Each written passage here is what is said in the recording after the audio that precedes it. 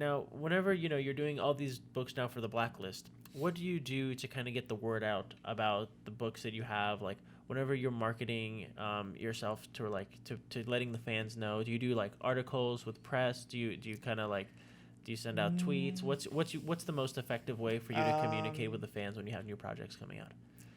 YouTube primarily. Facebook sucks. Instagram is kind of hit or miss. I haven't done a lot of press, but yeah, mostly it's the YouTube audience. Okay. So I've got a little over 3,100 subs now. Nice. Although I haven't checked today. It might be more. I love it. And yeah, I mean, and that's gone from, 2 months ago, 2 or 3 months ago, I had 129. Wow. So I've kind of just caught fire and kept going, and just keep going, do new content every single day, and that's the way to do it. Consistency is really key. Yeah, and then have some good shows, like, kind of stumbled my way into doing this Drawn and Quarterly thing I do every week. Have you seen that? I think I've seen a thumbnail of it. It's like you and a bunch of artists. Yeah, not Drawn and Quarterly, Drawn and Quartered. Drawn and Quarterly was a magazine. Drawn and Quartered. So it's me and 7 other artists and Edwin Boyette, who's our moderator. And we select a character, and then we all have 2 hours to draw it. And these are professionals: Art T. Bear, John Malin, Malin, Gary Shipman, Eric Nieltowski. And I was talking to Marat Michaels about coming on today. And he's like, yeah, that sounds cool. I love it. I want to get Rob Liefeld on there. Yeah, right? I'm going to talk to him tomorrow. Yeah, and it's only like its 4th week in, and it's become the biggest show on my channel. That's awesome. So it's great when you're getting other people on your channel who are experienced with these other creators to learn about you, and you also get your fans over to them, and you kind of help build that comic book community, because I think that community is so important. And then that's another thing is I'm trying to bring in my fans. I pay to advertise on these other sites because, dude, there's like, I don't know, hundreds of thousands or millions of Injustice comic fans who don't buy the book. Really? They just go to Comicstorian or Comics Island or one of these places and watch them read it. Yeah. And I'm like, well, those people are fans of me. Are my fans. Yeah. I need to somehow gather them together and bring them to me. So I advertise on their sites. Yeah. I have a little commercial. Smart. Yeah. But I also want to reach out to my Game of Thrones fans. Yeah. Because I've been so much in this space since 2003. That's crazy. That's still like mind blowing to me. That's 15 years. And so I've been doing mostly daily Game of Thrones, a little Game of Thrones snippet show called Got Mike, Game of Thrones, Mike, ? Got Mike.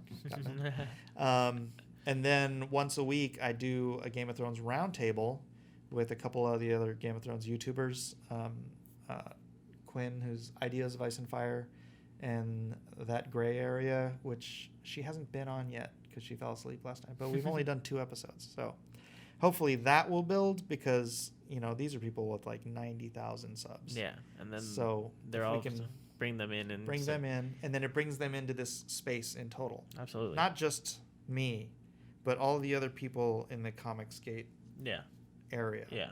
It's like it builds out the space. What we're trying to do is bring new blood in. Absolutely. Because that is something Marvel and DC have failed to do for the last 30 years. Yeah, it seems like the market keeps getting smaller and smaller, and that's one of my goals too, is just to continue to build out new blood and make sure that new people are learning about comic books instead of going the other way, and people are like, oh no, I don't do comics, I just watch the movies or learn about the characters through this or that. It's like, no, read the comic books. This is where the best stories are told. You have to come back and do it. So I'm a firm believer in it. I know. Well, that's what we're working on. We're doing it one day at a time. They just had the last 10, 15 years of the most unprecedented media attention on their core characters ever. And they not only did nothing to draw the movie theater crowds into comic book stores, they did nothing to feed that crowd 12-page sample books or anything of the sort. And not only did they not do any of that, they changed all of the main characters.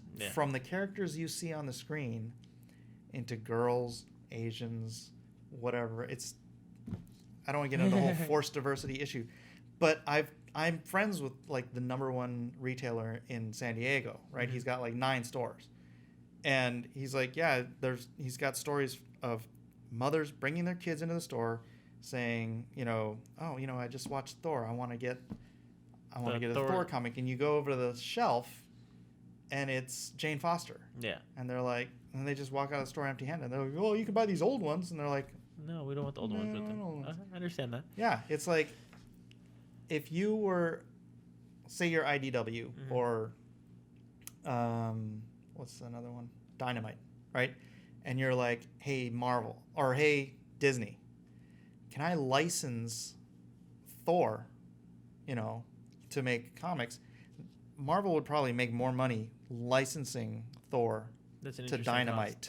Because Dynamite would be like, we're going to take Chris freaking Hemsworth, we're going to put him on the page, and we're going to sell it to kids. Yeah.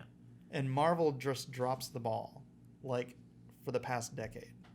And it's like this argument that just drives me bananas, because they've not only not reached out to kids, they practically made it impossible for kids to want to jump in.